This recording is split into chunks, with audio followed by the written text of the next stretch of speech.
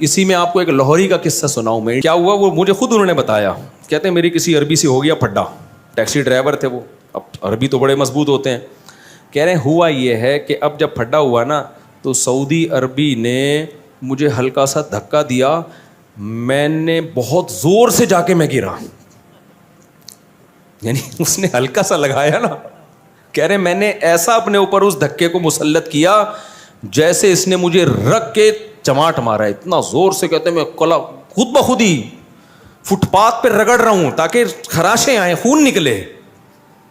ابے میں نے کہا یار میں گرا ہوں, اور میں ایسے جا کے نا وہ عربی بھی دیکھ رہے یار یہ تو میں نے یوں کیا ہے, میں نے اس کو ہو کیا گیا. کہہ رہے یوں گرا ہوں اور یوں کر کے نا خراشیں آ رہی ہیں, گھٹنے پہ چوٹ آ رہی ہے, یہ آ رہی ہے, قمیض پھٹ رہی ہے, شلوار پھٹ رہی ہے, پتہ نہیں کیا کیا جو اس سے بس میں تھا اس نے کر لیا. یہی ہوا, عربی اندر ہو گیا جیل میں. کہہ رہی ہے معافیاں مانگ مانگ کے اس نے جان چھڑائی ہے مجھ سے. بھائی معاف کر دے یار, آئندہ کسی لاہوری سے.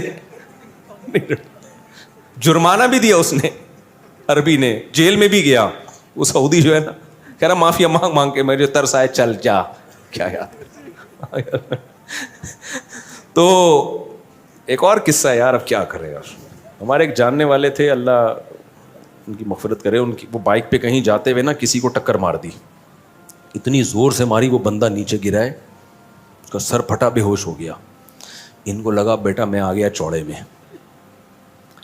یہ کہتے ہیں میں گرا ہوں. اچھا ہوا یہ کہ ان کو نا لوگ 4 آدمی اٹھا کے لا رہے تھے, جاننے والے تھے, نام نہیں بتاؤں گا, بڑے نیک آدمی تھے, بس بیچاروں سے ایسی حرکت ہو گئی. تو 4 آدمی نا ہمارے ایک جاننے والے صاحب تھے, ان کو اٹھا کے لا رہے ہیں ان کے گھر پہ. میں نے دیکھا, میں نے کہا کیا ہو گیا. کہہ رہے ہاں ہوں مر رہا ہوں. اب 4 آدمی لا رہے ہیں یار, یہ تو مر رہے ہیں بھائی, سانسیں اکھڑ رہی ہیں ان کی, ایسے بنے ہوئے نا. میں نے کہا ہاسپٹل لے کے, کہہ رہے نہیں ہاسپٹل نہیں, گھر لے کے جاؤ. میں نے کہا بھائی یہ اس کہہ رہے ان کا خطرناک ایکسیڈنٹ ہوا ہے, یہ مر رہے ہیں. جو لوگ لے کر آئے نا ان کو اٹھا کے, یہیں یو پی موڑ سے, یو پی موڑ پہ ایکسیڈنٹ ہوا. یہ بائک پہ تھے اور چیخ رہے, ہاں ہو لگایا ہوا انہوں نے. 4-6 آدمی اٹھا کے لا رہے ہیں ان کو. تو کہہ رہے ہیں یہ تو ہم نے تو بہت کوشش کی, ہسپتال جا ہی نہیں رہے. میں نے کہا نہیں ان کو ہاسپٹل لے کے جاؤ. مجھے ترس آ رہا ہے یار, مرمرا نہ جائے, پتہ نہیں اندرونی چوٹ ہے, باہر سے کچھ بھی نظر نہیں آ رہا تھا مجھے نا. میں نے کہا اندر کوئی پھیپڑا ویپڑا ہل گیا لگ رہا ہے.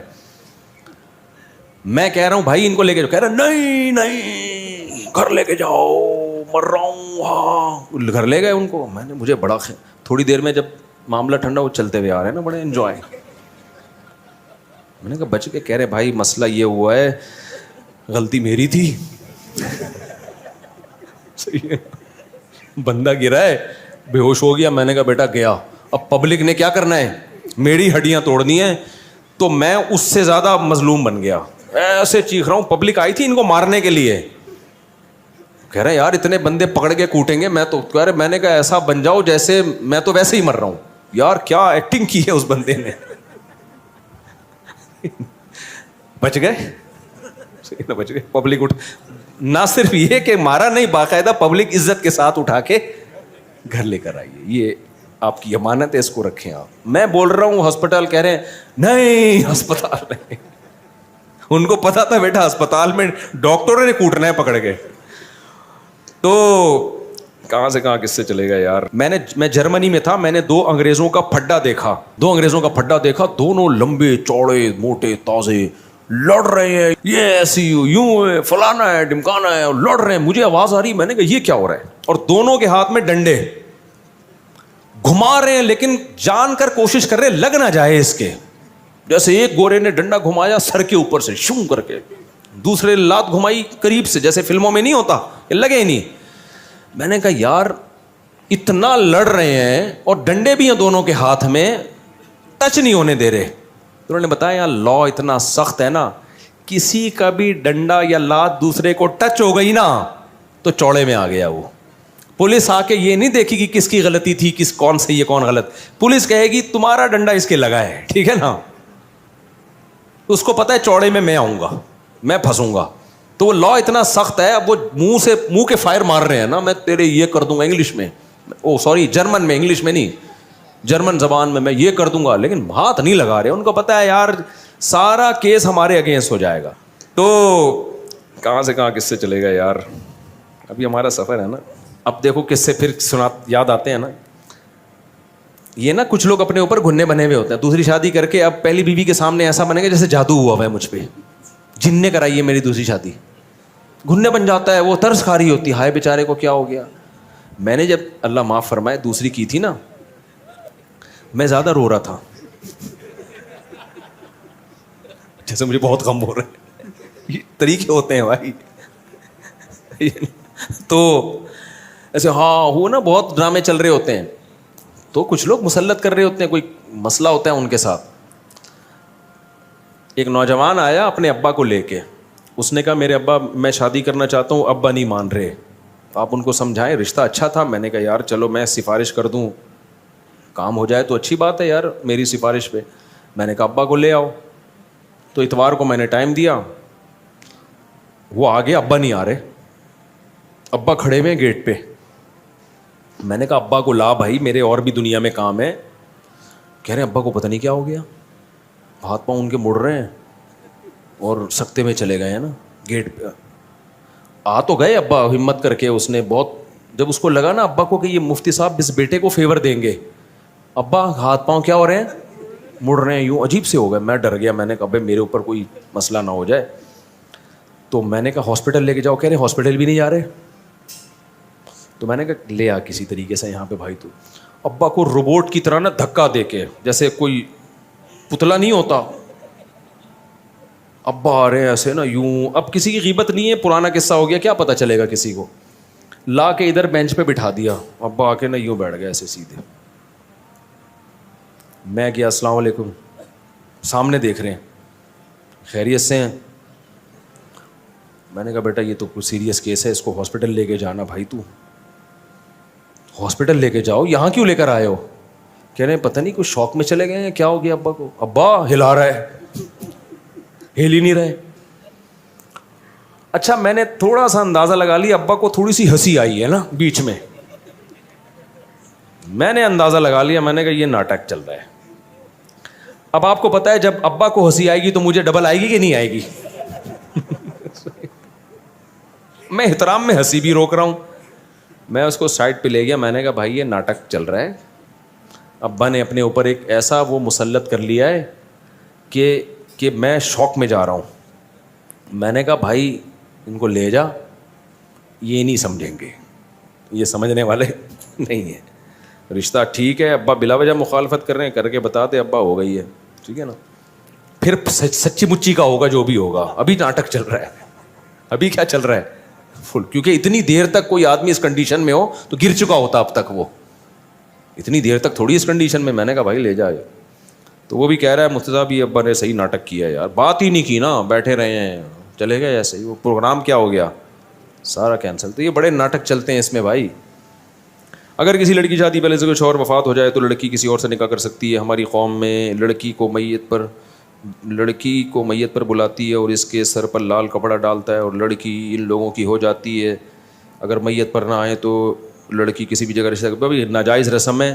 جیسے ہی عورت کو شوہر کے انتقال کی خبر ہو, عورت پر لازم ہے فوراً شوہر کے گھر چلی جائے. کہیں بھی وہ گھر سے باہر نہیں نکل سکتی. 4 مہینے 10 دن وہ عدت کہاں گزارے گی, شوہر کے گھر میں. اس دوران وہ زینت اختیار نہیں کر سکتی. ہاں کوئی بیماری ہو, علاج کا مسئلہ ہو, ایک الگ بات ہے. تو پھر 4 مہینے 10 دن کے بعد وہ آزاد ہے, جہاں چاہے شادی کرے. وہ قرآن نے کہا لا تعضلوہن ان ینکحن ازواجہن, اب کسی کو اس کو شادی سے روکنے کی اجازت نہیں ہے. اچھا میرے بھائی, ہم رشتہ داروں کے یہاں جا رہے تھے, میں نے کپڑے استری نہ کیے اور کہا کہ ہمارے نبی کے کپڑوں پر تو پیمنٹ لگے ہوتے تھے. یہ غلط بات کی آپ نے.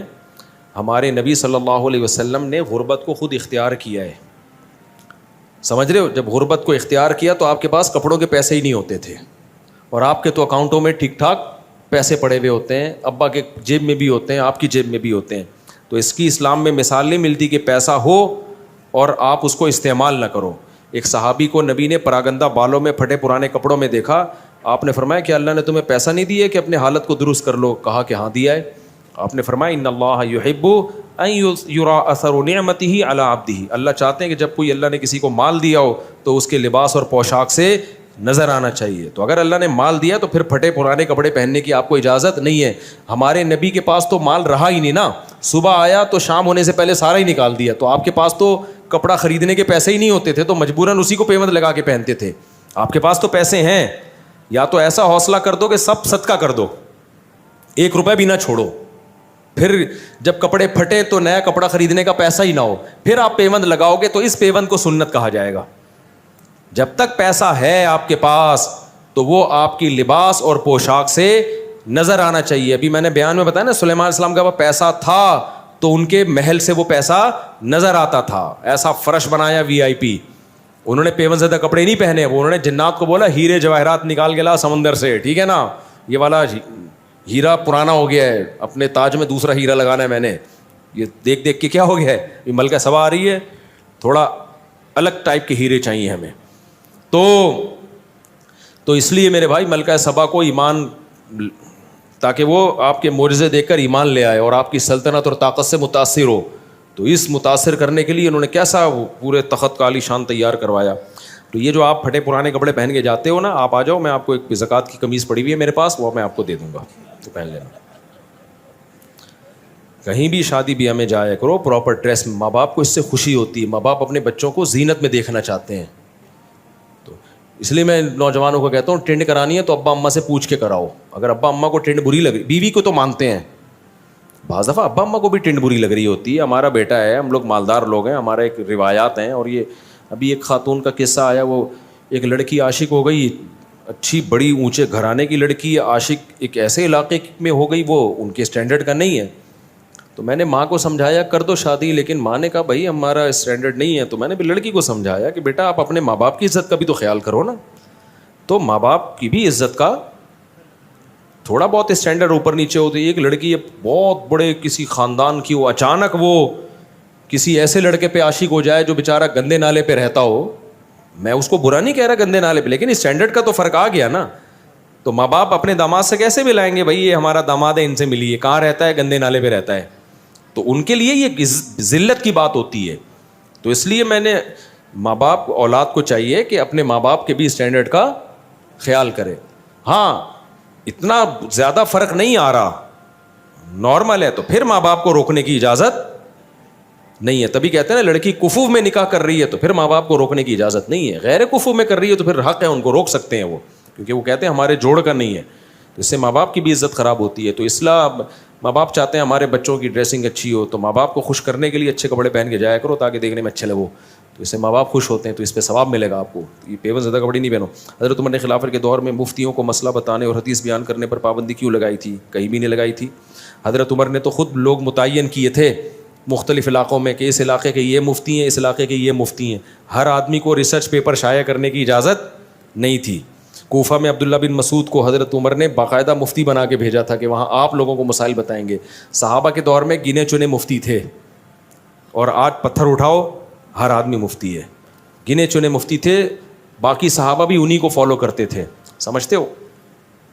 بخاری کی حدیث 4108 ہے کہ حضرت امیر معاویہ نے حضرت ابن عمر سے کہا کہ میں تیرے والد سے زیادہ خلافت کا حقدار ہوں. حالانکہ خلفائے راشدین تو نبی پہلے ہی چاروں بتا چکے ہیں. پوری مجھے دیکھ کے عربی عبارت کیا ہے, یہ تو سب کی عربی میں ہے, یہ اردو میں تھوڑی ہیں یہ. تو میں اس کو دیکھوں گا کہ حضرت معاویہ رضی اللہ تعالیٰ عنہ کے کیا الفاظ تھے. حضرت معاویہ خلفائے راشدین کو اپنے سے بہتر سمجھتے تھے, یہ تو کنفرم ہے. کہیں بھی حضرت معاویہ سے خلفائے راشدین کی توہین منقول نہیں ہے. باقی اس کا کیا جواب ہے یہ میں پہلے اصل کتاب میں دیکھوں گا تو مجھے پتہ چلے گا سیاق و سباق میں بات کیا ہو رہی ہے. اکابر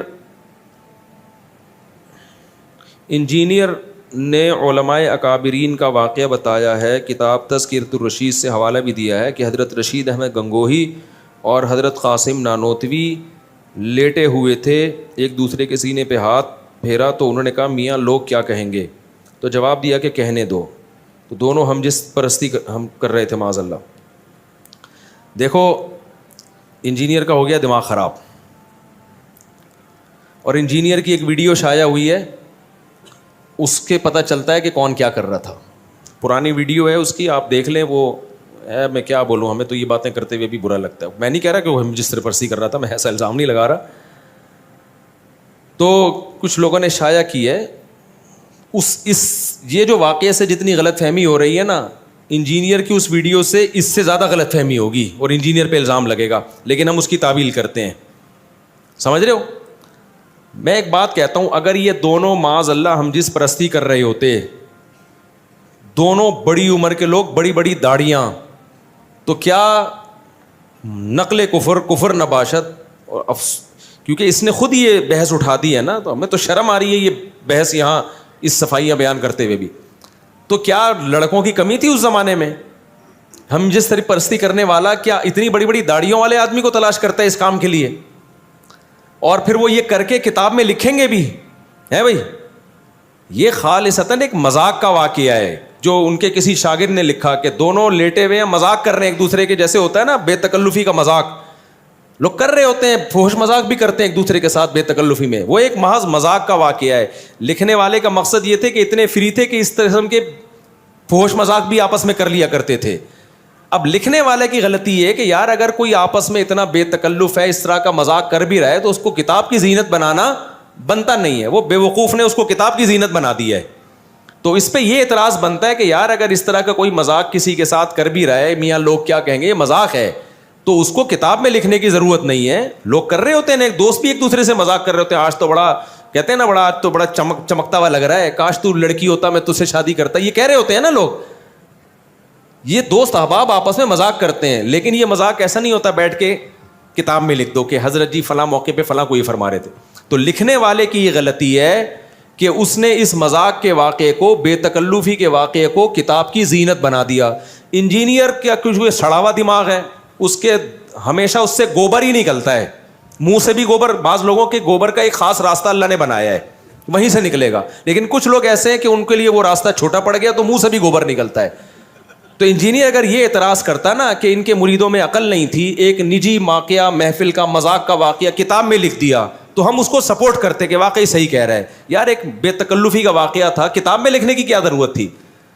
لیکن انجینئر کے چونکہ دونوں راستوں سے گوں ہی ہمیشہ نکلتا ہے, تو منہ کی بواسیر کہتے ہیں نا, تو اس نے فوراً اس پہ کہہ کے لونڈے بازی کر رہے تھے معاذ اللہ. تو خدا کے غضب سے ڈر. رشید احمد گنگوہی کے تقوی کے واقعات اگر میں تجھے سنانا شروع کر دوں تو بے ہوش ہو جائے گا, تو ان کی خاک کے برابر بھی نہیں ہے. قاسم نانوتوی رحمہ, یہ مدرسوں کی بنیاد, پوری دنیا میں اللہ نے کام لیا. آج پوری دنیا میں امام حرم کا بھی بیان یوٹیوب پہ موجود ہے, اور میں تو دنیا گھوم کے آیا ہوں. مولانا طارق مل صاحب پوری دنیا گھومے ہیں. پوری دنیا میں آپ کو مدرسہ ملے گا نا, اس کے تانے بانے علماء دیوبند اور مولانا قاسم نانوتوی سے جا کے ملیں گے. اگر خدا نہ خواستہ وہ یہ ہوتے, اتنی اللہ ان کے عقیدت لوگوں کے دلوں میں بٹھاتا, ان کے شاگرد اتنی بڑی بڑی قربانیاں دیتے. تو ایک مذاق کا واقعہ, دو بوڑھے لیٹے ہوئے ہیں اور ایسے فری ہو رہے ہیں, ایک دوسرے سے مذاق کر رہے ہیں, تو بے وقوف کسی نے اس مذاق کو کتاب کی زینت بنا دیا. تو اسے نہیں پتا تھا منہ کی بواسیر بھی ہے بہت سے لوگوں کو, وہ بیٹھ کے اسی کو کیش کرائیں گے. تو انجینئر کو خدا کے عذاب سے ڈرنا چاہیے. جو لوگوں کی اس طرح سے عزتیں اچھالتا ہے, دنیا میں لازمی ذلیل ہوتا ہے وہ. تو اس کو چاہیے کہ تو سچی مچی میں نہ پکڑا جائے کہیں, صحیح ہے نا. میں الزام نہیں لگا رہا انجینئر پہ کہ وہ یہ حرکتیں کرتا ہے, نہیں کرتا ہوگا, ہم اچھا گمان رکھتے ہیں. لیکن جب کوئی کسی کا اس طرح سے مذاق اڑاتا ہے تو اللہ اس کو اس جرم میں مبتلا کرتے ہیں. اور اس کی ویڈیوز پڑی ہوئی ہیں, ہم تو پھر اس کی بھی تعویل کر رہے ہیں. نہیں کہہ رہا کہ یہ غلط حرکتیں کر رہا ہے, لیکن کسی نے بنایا یہی واقعہ کہ یہ میاں کیا کر رہے ہو, اس کو دیکھو اور اس سے پوچھو میاں تم کیا کر رہے ہو یہاں پہ. تو وہ ویڈیو تو ہم نے وائرل بھی نہیں کی. میں نہیں کہہ رہا اس میں کوئی غلط حرکت کر رہا ہے, لیکن آپ وہ ویڈیو دیکھو گے تو آپ کو پتہ چلے گا جو دوسرے پہ الزام لگا رہا ہے نا, اس سے زیادہ خود اس کے اوپر انگلی اٹھ سکتی ہے. سمجھتے ہو کہ نہیں سمجھتے؟ تو میرے اس بیان کے ساتھ کوئی وہ ویڈیو چلا دے, لیکن نہ چلائے اچھا ہے. ہم تو نہیں چاہتے کہ ایسی گند سوسائٹی میں پھیلے, لیکن یہ بہت زیادہ فری ہو رہا ہے, یہ بہت بکواس کر رہا ہے. اتنے بڑے بڑے داڑھیوں والے آدمی یار, جن کے ہزاروں مرید ہوں, لاکھوں دنیا ان پہ عاشق ہو, اور پوری دنیا میں انہوں نے دین کا کام کیا, وہ ایک بے تکلفی کا ایک مذاق کر رہے ہیں. تو ٹھیک ہے, یہ مذاق نہیں کرنا چاہیے ان کو, اس لیول کا مذاق نہیں کرنا چاہیے. یہ بھی نصیحت کی جا سکتی ہے, اور اگر کر لیا ہے تو لکھنا نہیں چاہیے, یہ بھی نصیحت کی جا سکتی ہے. یہ نہیں کہ ان کو لونڈے باز کہا جائے معاذ اللہ. لڑکوں کا, وہ لڑکے کرنا ہوتا تو اتنے بڑے بڑے بڈھوں کے ساتھ بستر پہ نہیں لیٹے ہوئے ہوتے وہ. تو اس کو ہو گئی ہے منہ کی بواسیر, سمجھ رہے ہو. وہی بات ہو گئی نا, مرزا غلام احمد قادیانی کا مناظرہ, اس کے کسی مرید کا مناظرہ ہو رہا تھا عطا اللہ شاہ بخاری کے ساتھ رحمۃ اللہ علیہ. تو عطا اللہ شاہ بخاری رحمۃ اللہ علیہ نا, تو وہ دلائل دے رہے تھے کہ حضرت عیسیٰ علیہ السلام تو ماں کے پیٹ جو پیدا ہوئے تو ماں کی گود میں بولے ہیں. تم کہتے ہو کہ یہ مرزا غلام احمد قادیانی عیسیٰ ہے, تو یہ تو ماں کی گود میں نہیں بولا. تو قادیانی نے بولا کہ اس کی کتابوں سے دکھایا کہ مرزا نے دعویٰ کیا کہ میں ماں کے پیٹ میں ہی بولتا تھا. حضرت عیسیٰ ابن مریم تو ماں کی گود میں بولے, میں کہاں بولتا تھا؟ ماں کے پیٹ میں ہی. تو جب اس قادیانی نے یہ بولا نا, تو عطا اللہ شاہ بخاری نے کہا کہ ماشاء اللہ, ماں کے پیٹ میں جب بولتے تھے تو راستے تو دو ہیں جہاں سے آواز آتی ہوگی, دو ہی ٹوٹل راستے ہیں جہاں سے آواز آتی ہوگی.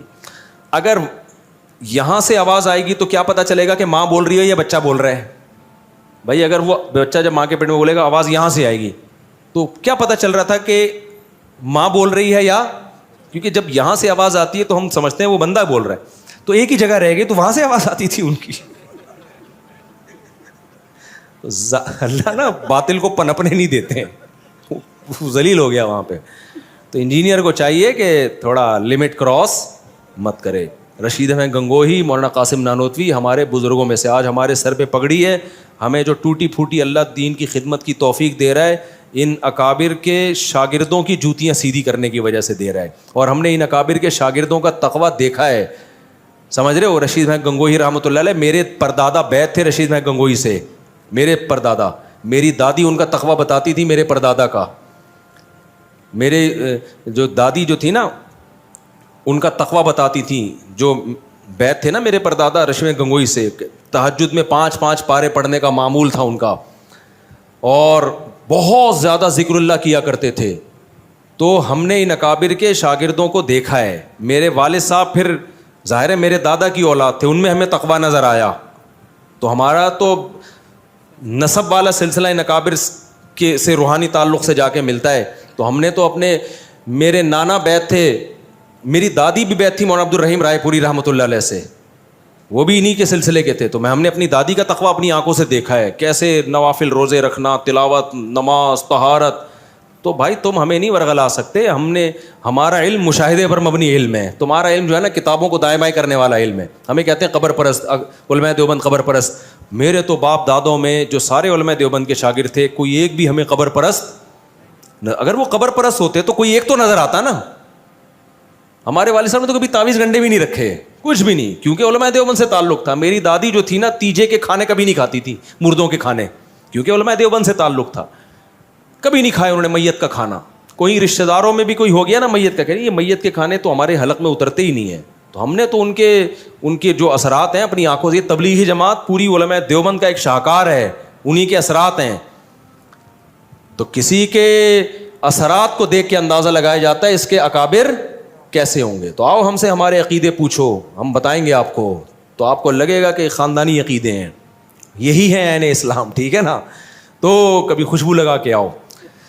تو انجینئر کو ہے منہ کی بواسیر, اس کے ہر جگہ سے گند ہی نکلتا ہے, کبھی منہ سے کوئی اچھی بات سننے کو نہیں ملے گی, ہر وقت کیڑے نکالتا رہے گا. اس نے یہ لکھا, اس نے یہ لکھا, تو آیا بھائی دنیا میں اکیلا تو جائے گا جنت میں, باقی سارے کیا کریں گے. اتنے بڑے بڑے دعوے, اور دم کتنا ہے, جب گئے تو مارکیٹ سے شارٹ. ابے یار یہ تو نہیں ہوتا یار, ایسا کرو گے تو کوئی بھی نہیں آئے گا.